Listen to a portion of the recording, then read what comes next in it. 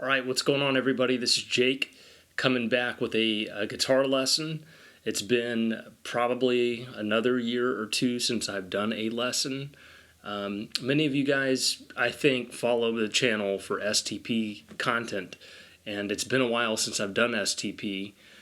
So I was kind of in the mood for STP. I've been coming back to them in recent times, and I wanted to just come back with something classic. Something that probably everybody who's an STP follower knows. And so I chose today to do STP's Plush, their acoustic version, I think it's the MTV version from 1993. And I'll play it first, and then we'll talk about tunings and whatnot. So here we go.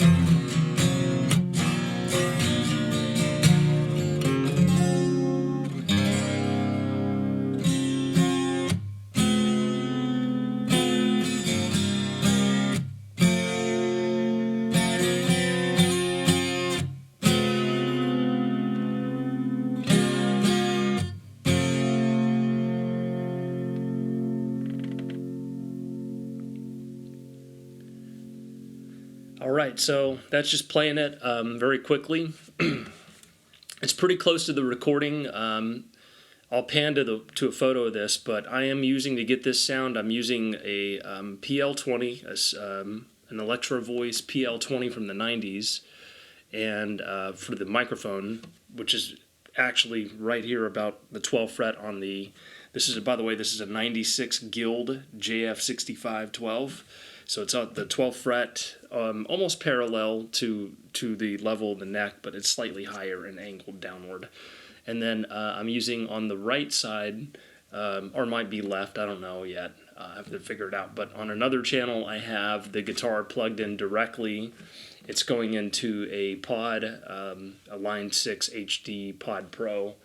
But going into that is, before that is an IntelliFX, Rocktron IntelliFX. It's got the flange setting, 101. None of the parameters have been changed, it's just the flange. It's kind of a slow flange. And I think that's very close to what Dean was using in the recording.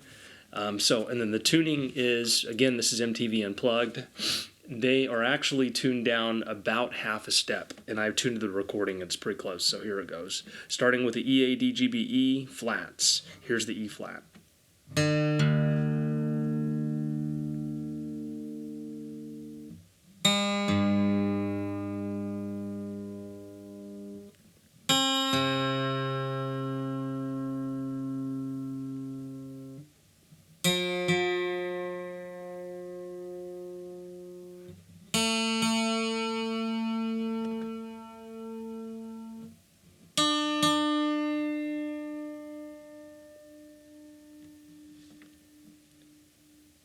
All right, so starting with the beginning of the song, the pre-verse. the first chord, and we'll show each chord individually, and I'll have a little chart put up just above that so you can see what I'm playing. Running through the pre-verse, it's this.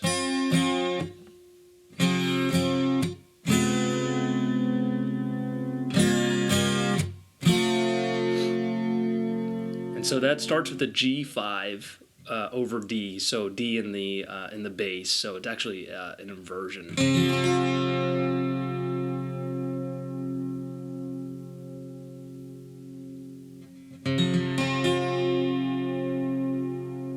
And then you walk, I'm using my index finger and I'm moving my ring finger to the 3rd fret of the G string and my index finger 2nd fret of the B string. So, and that is a G diminished with a D in the bass.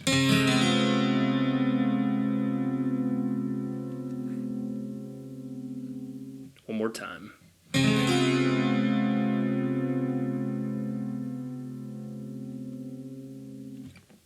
And then the next chord, middle finger on the 2nd fret of the G string, index finger on the 1st fret of the B string.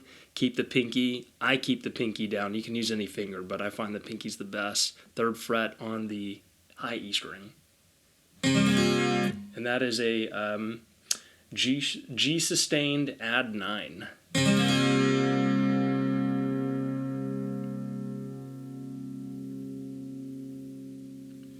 And you play, starting with this D string, you play everything open except this this pinky that stays the same. And that's called a G with a D in the bass.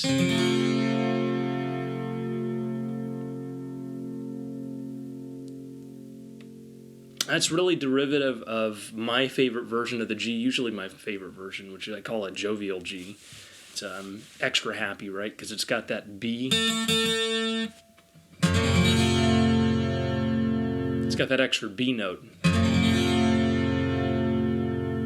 And just sounds really open and bigger, especially with the 12 string. There's some tricks I use on the 12 string to make it even bigger. I'll have to do that in another video, but that's the derivative of this G, this G chord here.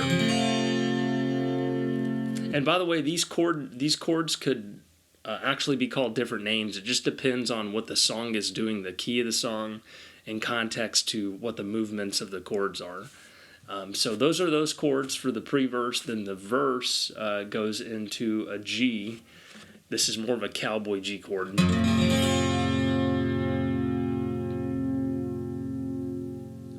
Goes to a D with an inversion. It's got an F sharp on the bass.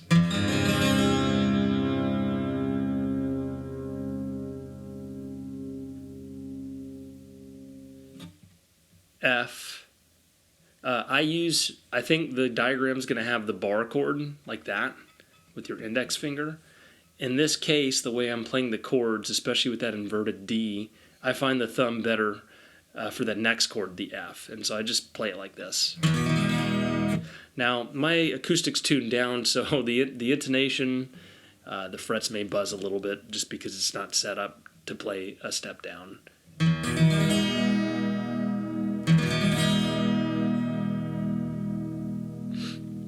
Yeah, it's a little bit out, but that's all right.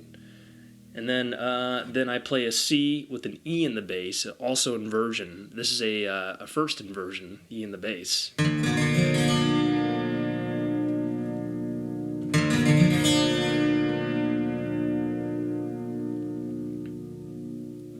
Then you play your E flat major 7th with the G in the bass. Now, I don't know what he's playing. He might be playing the inversion. I like to add that as an embellishment, but you can also use your middle. If you don't like the sound of that G, that 3rd note in the chord inverted, you can use your middle finger to mute that low string and still play every other note.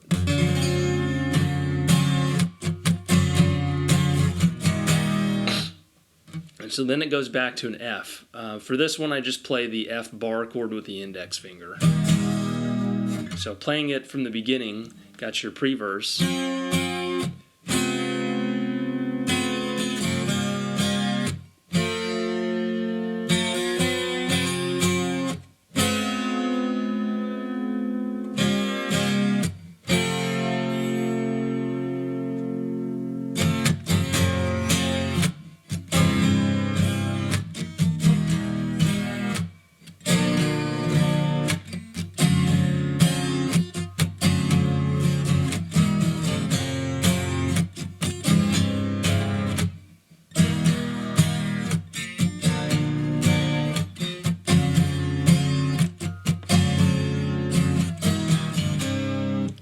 Now into the chorus, probably the hookiest part of the song, right?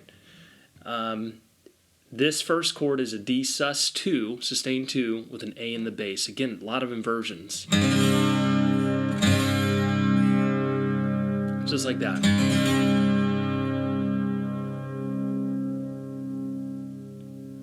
Then I play a C add 9 with an E in the bass.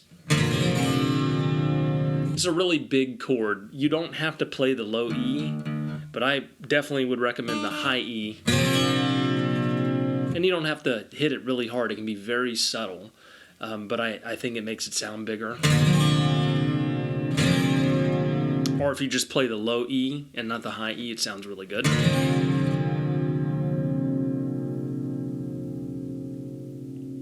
Then the next chord is a G with a B in the bass. This being the B. It's implied that it is a G chord, but the entire chord is not played.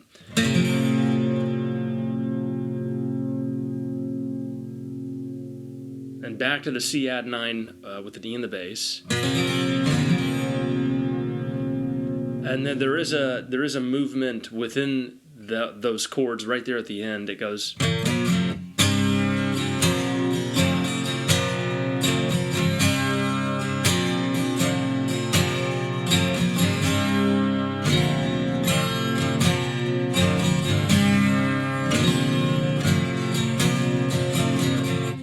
It's just like a B, C, B, C, B type thing.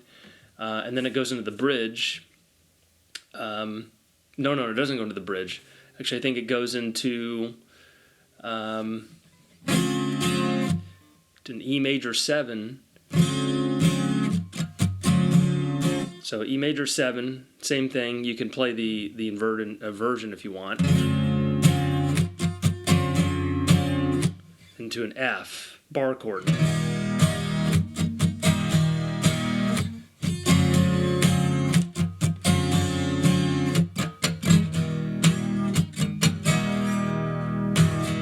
Then it goes into the bridge. So I play a G5 here, and I let this open G try to ring it into the rest of the chord, so it makes the chord sound bigger, right? But not that B. I don't like it to sound too happy. I think the way he plays it, so the way he's played it on certain recordings, it's very subtle, but he has these inversions and he has these open ringing chords, notes rather, and it really adds vibe to the song. So that's a G5. The next chord is an F6 sustained 2. Tricky right here. I purposely have my pinky on the 5th fret of the A string and my index finger here, so that when I slide over, I have my thumb take over. There's a little bit of an E, distant E there to make that switch happen. That's okay. Use my thumb for the F. Keep the pinky on the 3rd fret now of the A string. Now you open up the D and the G string, and you play a 1st fret on the B string. And that is an F6 sustained 2. And you got your C over E.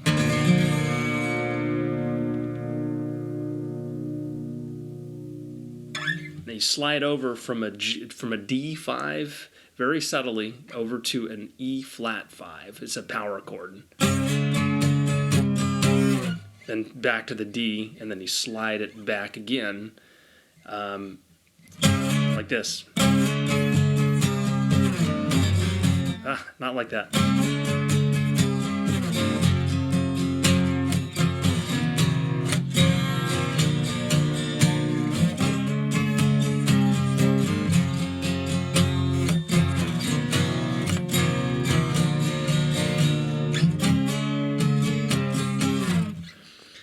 I wouldn't worry too much about the right hand.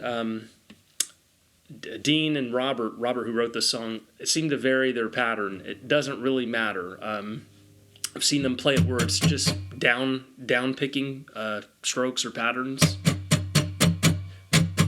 But you can also go down, up, whatever you feel like. And then the last go round on that bridge, instead of doing the power chords, this is a modification as an embellishment. I think it sounds better. I play an E flat, so I slide over from a D note on the A string. This is the last two chords of that riff. I slide over from the D to an E flat major 7.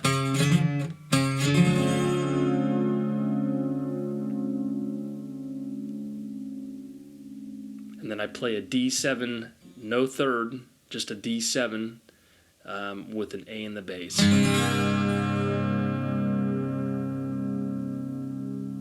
So again,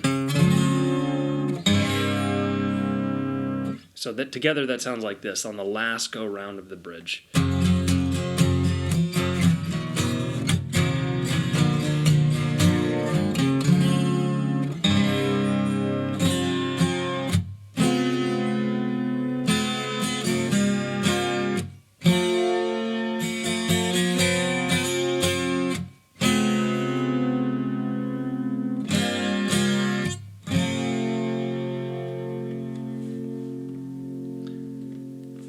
So I really like the unplugged version. I think there's a reason it was very popular in the 90s. Why Dean and Scott decided to perform it at half a step below, I don't know. Perhaps it's tape modulation. Perhaps that happened after, like in post-production. Perhaps that was just maybe Scott needed a break on his voice, so they did it half a step below. Who knows? But I think it sounds really good. I actually like it more. And just keep in mind the acoustic version is very different than the electric version. Obviously, the key's different, but there's a ton of different ways it's played on the electric version. The approach is different because it's electric, and there's a bunch of parts that are. I think the song is shortened, and I think there's just some dubs like that during the bridge.